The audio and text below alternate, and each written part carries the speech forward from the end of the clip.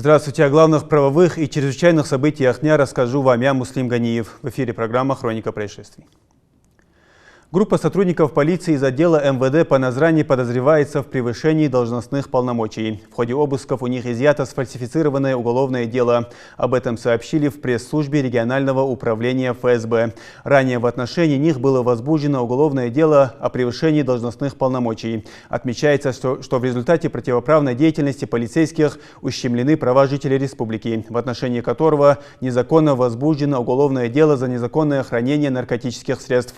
ФСБ провела обыски по местам работы и жительства фигурантов дела, в ходе которых изъяты сфальсифицированное уголовное дело, рабочие компьютеры, мобильные телефоны, записи с камер видеонаблюдения и флеш-карты. В настоящее время осуществляются следственные действия и оперативно-розыскные мероприятия по установлению всех обстоятельств совершенного преступления.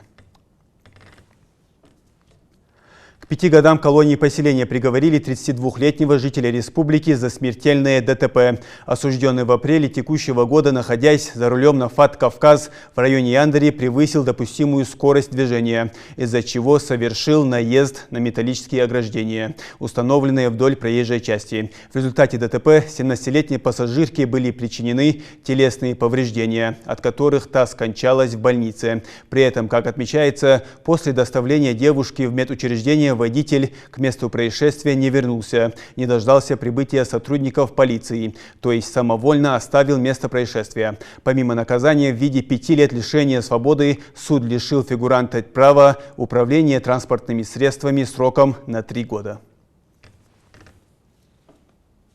В Малгобеке завершено расследование уголовного дела о применении насилия в отношении представителей власти и умышленном причинении средней тяжести вреда здоровью жителю республики. 19 августа 2023 года в ночное время сотрудники полиции прибыли на улицу Кирова города Малгобека по поступившему вызову от местной жительницы о том, что 28-летний мужчина высказывает угрозы в ее адрес. На законные требования представителей власти проехать с ними в отдел полиции злоумышленник применил насилие в отношении сотрудника полиции, нанес несколько ударов, после чего был задержан. Также установлено, что ранее обвиняемый в ходе внезапно возникшей ссоры нанес несколько ударов по лицу 19-летнему местному жителю, в результате чего потерпевшему причинен средней степени тяжести вред здоровью. Следствием собрана достаточная доказательная база, в связи с чем уголовное дело направлено в суд для рассмотрения по существу.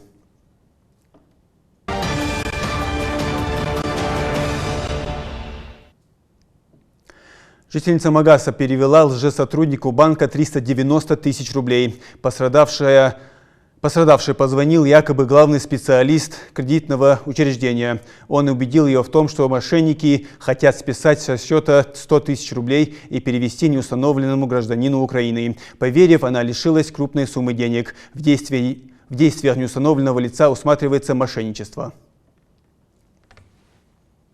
У меня на этом все. Встретимся с вами завтра.